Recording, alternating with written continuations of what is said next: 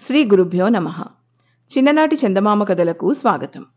ఈనాటి కథ శీర్షిక పువ్వుల కోట. రాసినవారు డి హేమలత, రాజమండ్రి. పూర్వకాలంలో ఒక రాజుకు ఒక్కడే కుమారుడు. అతని పేరు బుద్ధిసాగరుడు. రోజు సాయంకాలం గుర్రాలశాలలోకి వెళ్ళి పంచకాళ్యాణిని స్వయంగా తీసుకుని స్వారీకి వెళ్ళటం అతనికి మామూలు. ఒకనాడు అతను గుర్రాలశాలకు పోయేసరికి అక్కడ ఒక చిన్న పిల్లి కనపడి, రాకుమారా, త్వరలో మీ తల్లికి ఒక రాక్షసి బిడ్డ పుట్టబోతున్నది. ఆమె నిన్ను, మీ కుటుంబాన్ని మింగివేసి ఇల్లు నేలమట్టం చేసివేస్తుంది. కనుక నీవు ఈ వెంటనే భూలోకం చివరనున్న పువ్వుల కోటకు వెళ్ళిపోతివంటే తప్పించుకోగలుగుతావని చెప్పింది. ఇది విన్న తక్షణమే బుద్ధిసాగరుడు పంచకళ్యాణి పైన దౌడు ప్రారంభించాడు. కొంత దూరంలో అతనికి ఒక మైదానం కనబడింది. అక్కడ ఇద్దరు అవ్వలు కూర్చుని కుట్టు కుడుతూ కనిపించారు. దారం తెగిపోతే కొత్త దారం తీసుకుని, సూదులు విరిగిపోతే కొత్త సూదులు తీసుకుని వాళ్ళు అలా కుడుతూనే ఉన్నారు. అవ్వల్లారా, ఇదేనా భూలోకానికి చివర? చెప్పండి. నా రాక్షసి చెల్లెలు వెతుక్కుంటూ వచ్చి నన్ను కబళించి వేస్తుంది. అందుకని మీతో ఇక్కడ ఉండిపోతాను అని అన్నాడు రాకుమారుడు. నాయనా, భూలోకానికి చివర ఇది కాదు. ఈ దారమంతా అయిపోయి సూదులన్నీ విరిగిపోగానే మేము చచ్చిపోతాం. అప్పుడు మీ చెల్లెలు వచ్చి పడితే నువ్వెక్కడికి పోగలవు? మా దగ్గర ఉండడం నీకు క్షేమం కాదు అని అవ్వలిద్దరూ అతనితో చెప్పారు.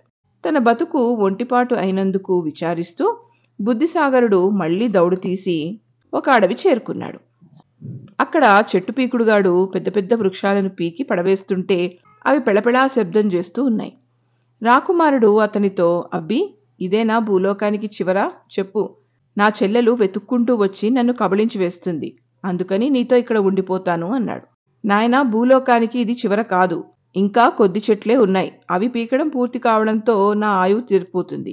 అప్పుడు అమాంతంగా నీ చెల్లెలు వచ్చి కబళించపోతే నువ్వెక్కడికి పోగలవు? నా దగ్గర ఉండడం నీకు మేలు కాదు అని చెట్టు పీకుడుగాడు చెప్పాడు. ఒంటిపాటు బతుకైనందుకు ఏడుస్తూ బుద్ధిసాగరుడు మళ్లీ దౌడు సాగించాడు. ఈసారి ఓ కొండ ప్రదేశం కనబడింది. అక్కడ పర్వతవర్ధనుడు కొండలను ఎత్తి బంతుల్లాగా ఎగరవేస్తున్నాడు. అవి ఎత్తు నుంచి నేలపైన పడి దుమ్మైపోతున్నాయి. పర్వతవర్ధనుని చూసి రాకుమారుడు, అబ్బి, ఇదేనా భూలోకానికి చివర? చెప్పు. నా చెల్లెలు వెతుక్కుంటూ వచ్చి నన్ను కబళించి వేస్తుంది. అందుచేత ఇక్కడ నీతో ఉండిపోతాను అన్నాడు. నాయనా, భూలోకానికి ఇది చివర కాదు. అదుగో ఆ పర్వతాలు కాసిని ఎగరవేయడంతో నా జీవితం సరిపోతుంది. అప్పుడు హఠాత్తుగా నీ చెల్లెలు తరుముకు వచ్చి కబళించితే నువ్వెక్కడికి పోగలవు? నా దగ్గర ఉండడం నీకు క్షేమం కాదు అని పర్వతవర్ధనుడు చెప్పాడు. తన బతుకు ఒంటిపాటైనందుకు ఏడిచి రాగాలెట్టి బుద్ధిసాగరుడు మళ్లీ దౌడు తీశాడు. పోగా పోగా బుద్ధిసాగరుడికి మేఘాలలో నుంచి వేలాడుతున్న ఒక పువ్వుల మేడ కనపడింది. అదే తప్పకుండా భూలోకానికి చివర అయి ఉంటుందని అతను నిశ్చయించుకున్నాడు. తెరిచి ఉన్న వాకిలి నుంచి పంచకళ్యాణి సరాసరి కోటలోకి వెళ్లి తోటలో ఆగింది. కోటలో నుంచి ఒక సుందరి దిగివచ్చి రాకుమారుణ్ణి చెయ్యి పట్టుకుని లోపలకు తీసుకుపోయింది.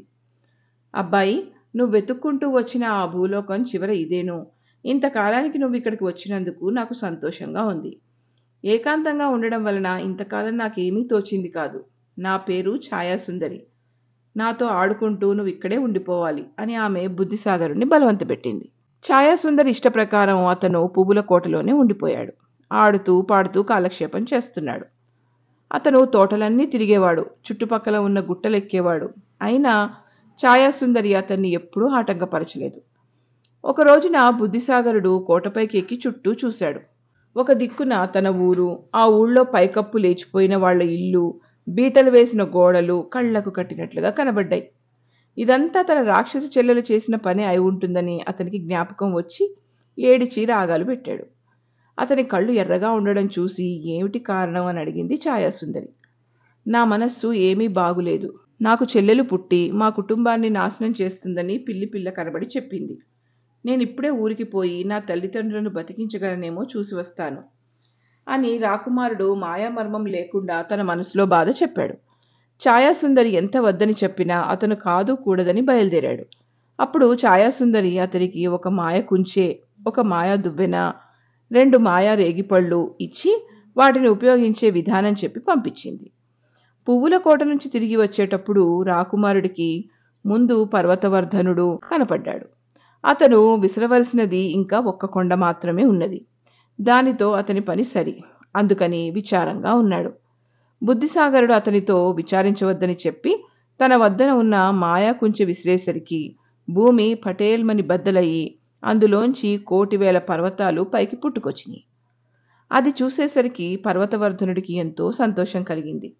నాయనా, ఈ పర్వతాలు 1000 ఏళ్ల వరకు సరిపోతాయి. నాకు మళ్ళీ ఆయువు పోసినందుకు నీకు మేలు కలుగుతుంది అని రాకుమారుణ్ణి దీవించి పంపించాడు. రెండో మకాములో చెట్టు పీకుడుగాడు అగుపించాడు. ఇంకా అతను పీకవలసినవి 2 చెట్లు ఉండడం చేత అవి కాగానే చచ్చిపోతాను కదా అనే బెంగతో ముఖం వేలవేసుకుని కూర్చున్నాడు. నీకేం భయం లేదని చెప్పి బుద్ధిసాగరుడు తన దగ్గర ఉన్న మాయా దువ్విన విసిరేసరికి అక్కడ ఒక గొప్ప అరణ్యం తయారైంది. అది చూసి చెట్టు పీకుడుగాడికి సంతోషం కలిగింది. నాయనా, ఈ వృక్షాలు 1000 ఏళ్ల వరకు చాలును. నాకు మళ్ళీ ఆయువు పోసినందుకు నీకు మేలు కలుగుతుంది అని దీవించి పంపించాడు. తర్వాత మైదానంలో బుద్ధిసాగరుడికి అవ్వలిద్దరూ కనపడ్డారు. సూదులు దారం అయిపోవచ్చిన కారణం చేత ఇక ఎలాగూ చచ్చిపోతాం కదా అని వాళ్ళు విరక్తిగా ఉన్నారు. మీకు వచ్చిన భయమేమీ లేదు అని అంటూ బుద్ధిసాగరుడు తన వద్ద ఉన్న రేగిపళ్ళు ఇద్దరికీ చెరి ఒకటి ఇచ్చాడు. అవి తినేసరికి వాళ్లకు యవ్వనం వచ్చేసింది. వాళ్ళు చాలా సంతోషించి, నాయనా, నీ ధర్మమా అని మళ్ళీ మాకు 1000 ఏళ్ల వరకు ఆయువు పూసావు. మేము ఇంతకాలం నుంచి అల్లుతూ ఉన్న జేబురుమాలు నీకు బహుమతిగా ఇస్తున్నాము. పనికి వచ్చినప్పుడు దీనిని నేల మీద విసిరినట్టయితే నీకు కావలసిన సహాయం కలుగుతుంది, దగ్గర ఉంచుకో అని చెప్పి దీవించి ఇచ్చారు. బుద్ధిసాగరుడు ఇల్లు చేరుకునేసరికి తల్లి లేదు, తండ్రి లేడు. ఒక గోడ బీటలో నుంచి అతను ఇంట్లోకి తొంగి చూశాడు. అన్న ఏ క్షణాన వస్తాడో అని చెల్లెలు పెంచిన శరీరం తగ్గించుకుని ఉంచింది. ఆమెను చూసి బుద్ధిసాగరుడు భయపడిపోయేసరికి చిరునవ్వు నవ్వుతూ చెల్లెలు యువతలకి వచ్చి, అన్నయ్య, నీకోసమే ఎదురు చూస్తూ ఉన్నాను. ఈ గదిలో హాయిగా పాడుకుంటూ కూర్చో. ఇంతలో నేను పలహారం తయారు చేసి పట్టుకువస్తాను అని ప్రేమతో ఆహ్వానించింది. అతను అలా కూర్చుని పాడుకుంటూ ఉండగా పిల్లిపిల్ల మళ్ళీ వచ్చి, నాయనా, నీ చెల్లెలు నీకోసం పలహారం చేస్తుందనుకుంటున్నావా? అదేమీ లేదు. నిన్నే పలహారం చేయడానికి సిద్ధం చేసుకుంటున్నది. తక్షణమే పారిపో అని చెప్పింది. పిల్లిపిల్ల సలహా ప్రకారం బుద్ధిసాగరుడు పంచకళ్యాణి ఎక్కి పరుగుపుచ్చుకున్నాడు. పాట ఆగిపోవడం కనిపెట్టి చెల్లెలు గదిలోకి వచ్చి చూసింది. అన్న కనపడకపోయేసరికి అతని జాడ కనుక్కొని ఉరుముకుంటూ వెంబడించింది. అప్పుడు బుద్ధిసాగరుడు అవ్వలిచ్చిన జేబురుమాలు తీసి విసిరాడు. అక్కడ ఒక లోతైన అగాధం ఏర్పడింది. ఆమె అది దాటి వచ్చే లోపల అతను అడవి చేరుకున్నాడు. రెప్పపాటు కాలంలో ఆమె అడవికి వచ్చేసింది. ఈ లోపల చెట్టు పీకుడుగాడు పెద్ద వృక్షాలు పెకిలించి అడ్డుగా పడివేశాడు. అవి తప్పించుకుని ఆమె మళ్లీ బయలుదేరేలోగా బుద్ధిసాగరుడు కొండలు చేరుకున్నాడు. ఆమె అతనిని వెంట తరుముతూనే ఉంది. అక్కడ పర్వతవర్ధనుడు మాత్రం ఊరుకున్నాడా? గొప్ప పర్వతాలు కొన్ని ఎత్తి అడ్డుపడవేశాడు.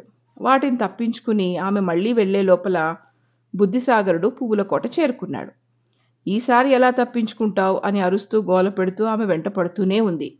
మేఘాలలో నుంచి ఇదంతా కనిపెడుతూ ఉన్న ఛాయాసుందరి కోట తలుపు తెరిచే ఉంచింది. పంచకళ్యాణి మళ్లీ తలుపులో నుంచి సరాసరి వెళ్లి కోటలో ఆగింది.